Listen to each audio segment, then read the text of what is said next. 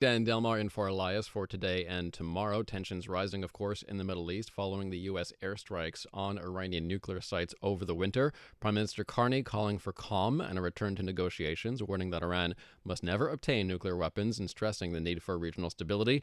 Now, as Tehran awaits its next move, Canada is urging more caution, preparing for also these high-level security talks in Europe. Joining us now is Jon Gambrell, foreign correspondent for the Associated Press based in Dubai. Hello, sir. Yes, hello, Dan. Good morning. Thanks for joining us. So first, we're familiar with what happened on the weekend, the strikes. Can you update us from there? We're seeing through CNN now that Fordo, the nuclear site in Iran, perhaps considered the most important one, may have been struck again in recent hours.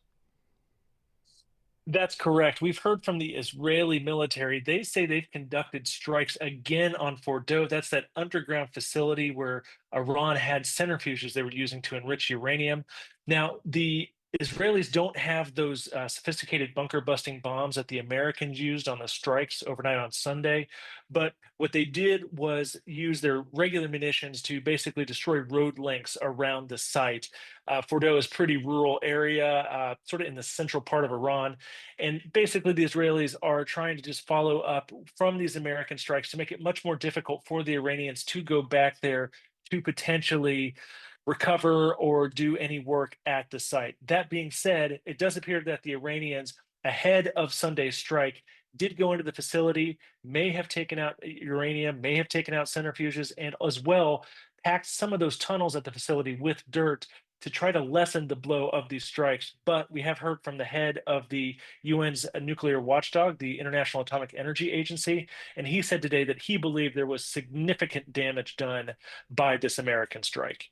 And there's no evidence of any radiation leaking or any potential disaster at the site? As of right now, no. We've heard from both the Iranians as well as the International Atomic Energy Agency, that UN nuclear watchdog.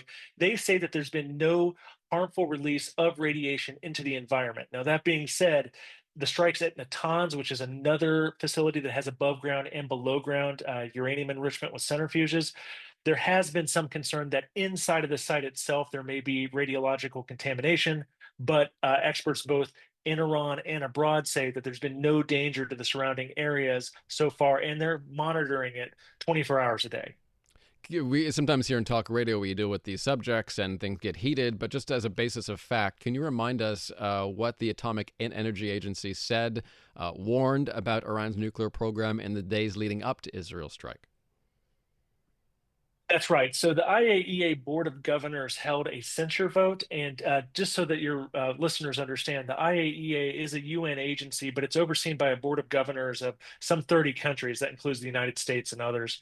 And at this meeting that they had, they voted to censure Iran over its non-compliance with the IAEA's inspectors. The IAEA functions almost like an auditing firm, looking at the books of like a company to see what money goes in, what money goes out. But instead of money, they're looking basically at the flow of uranium.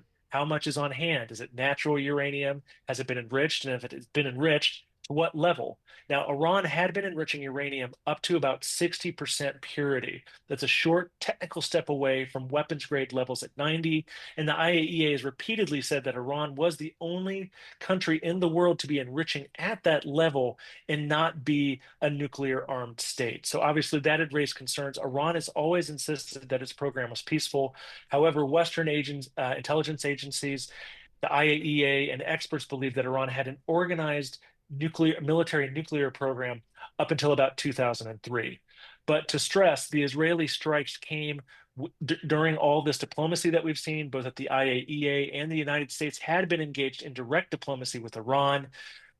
President Donald Trump had said that the 60-day window that he had set for those talks had expired when the Israelis launched this attack. But the Israelis, again, did choose the time of the attack, the place of the attack, and to go after these nuclear sites. And now they've sort of expanded today, they've said, into targeting symbolic sites important to Iran's theocracy. Lastly, in terms of the retaliation and civilian casualties on both sides, what is the latest, both on in terms of Iranian casualties and in Israel, where ballistic missiles have been fired again in the past 24 hours?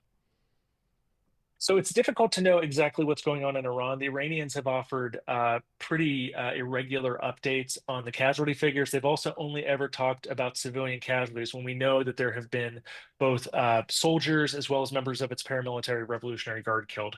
There is a Washington-based group known as Human Rights Activists, which has done a lot of work in Iran over the protests and everything like that. They say so far, according to their figures, based on figures they've reports in the country as well as sources in the country, that at least 950 people have been killed and over 3,400 others have been wounded in these attacks. They say that of those they've identified, about 380 are civilians and 253 are security forces who have been killed. Now, in Israel so far, just in the Israel-Iran war, there have been at least 24 people killed and at least 1,000 others wounded in those Iranian missile attacks as well as drone attacks. And you have to keep in mind as well that Israel is still facing the war against Hamas in the Gaza Strip, which has been so deadly there. 55,000 Palestinians have been killed in Gaza, and there have been casualties as well in Israel. That war started with Hamas's October 7th, 2023 attack that killed some 1,200 people and saw some 250 others taken hostage back to Gaza.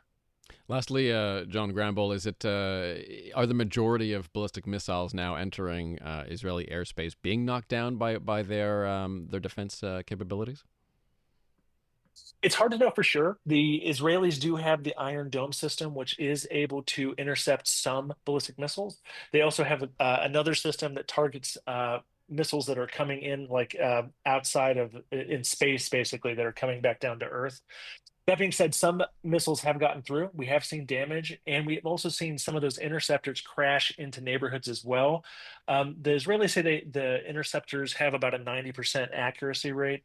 That seems to have been borne out so far. The Iranians also have started using a lot of different kit in this. We've seen them basically launch ballistic missiles now with multiple warheads. These warheads aren't guided, but they can come down, cause more damage. That's been a concern. We've also seen them continue these drone attacks as well. And we've also seen Yemen's Houthi rebels also launch a couple of missiles during this time period as well. So it remains a pretty dangerous situation for Israel and now for the American troops in the region as they wait for a possible Iranian retaliatory strike. Jon Gambrell, foreign correspondent for the Associated Press based in Dubai. Thank you so much.